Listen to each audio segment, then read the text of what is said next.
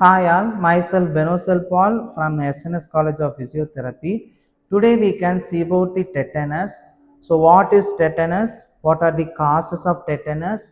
And what are the types and clinical features and how will be investigated and how will you find out the tetanus, and also last we can see about the treatment for the tetanus. So tetanus is an acute infected disease, so mainly caused by the Clostridium tetani. So these type of infected virus can be easily affected the one to another person. So this is a communicable disease, and this also which produce a potent neurotoxin. So these toxin will leads to severe muscle spasm and rigidity. So these are common in the jaw. So it's also called the lockjaw.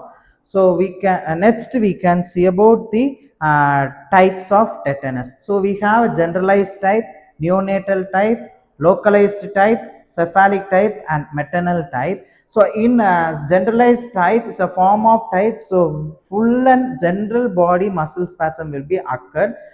So mainly include the lockjaw. And neonatal, so affected the newborn babies within 28 days.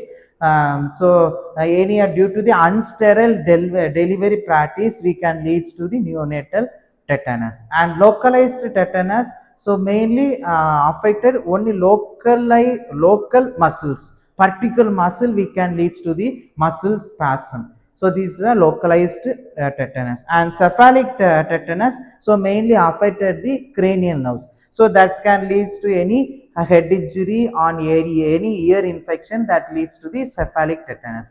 And maternal tetanus, it's occur in the unimmunized pregnant women.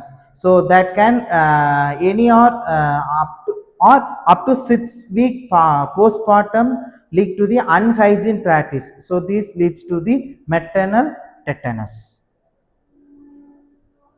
So epidemiology, or how will be these tetanus will be occur. So these tetanus spore will be found in the mainly soil and dust, and also animal and human fecus, and also rusty objects. So these three objects or three spores will be stimulate the tetanus virus.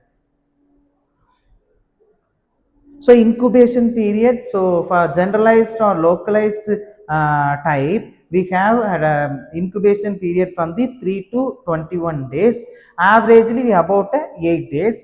And in neonatal tetanus, incubation period present in the 4 to 14 days after the birth, like around the 17 days or 7 days also. And cephalic tetanus, we have incubation period, short incubation period, often 1 to 2 days. We can the virus will be accumulated in this part of the tetanus.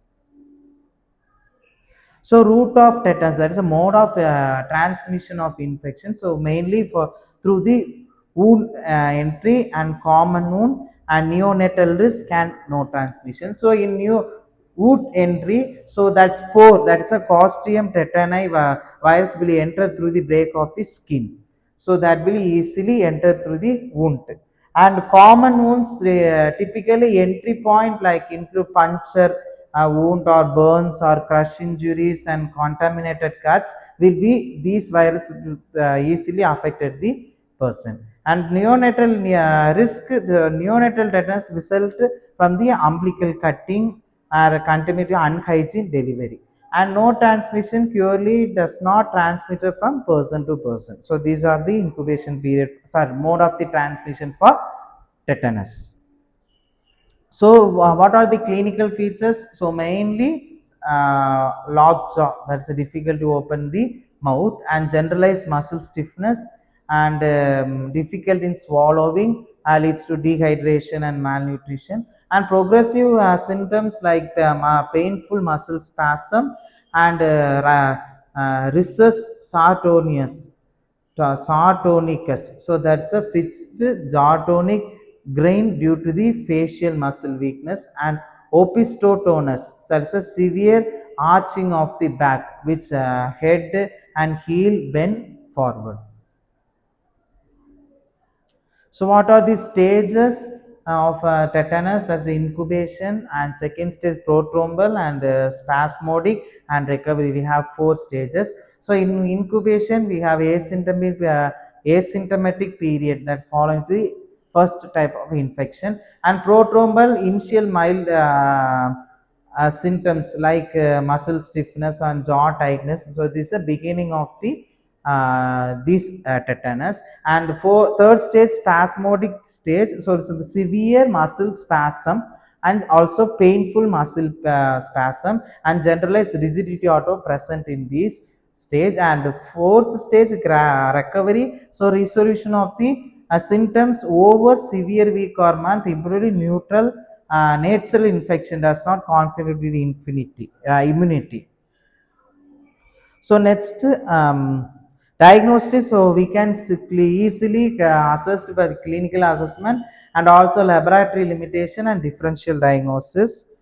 So prevention and control, mainly we have put a vaccination as a primary prevention is to follow the immunization schedule. So to with the tetanus toxic contaminant vaccine, that is a TTCV. This vaccine will be injected to the affected person, and also we have proper wound care and included through the cleaning and debridement, and also safe delivery practices will be aware to the health service persons.